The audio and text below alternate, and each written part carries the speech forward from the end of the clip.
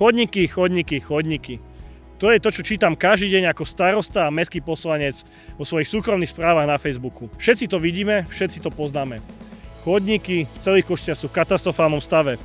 Viacerí hovoríte, že sa to podobá na vojnovú zónu a ja to úprimne chápem. Tých peňazí je málo, prostriedky sú obmedzené a máme strašne veľa chodníkov a ciest. Avšak čo nevidím ako manažerské rozhodnutie, ako manažerskú prax, že by sme robili ucelené, súvislé opravy ciest a chodníkov.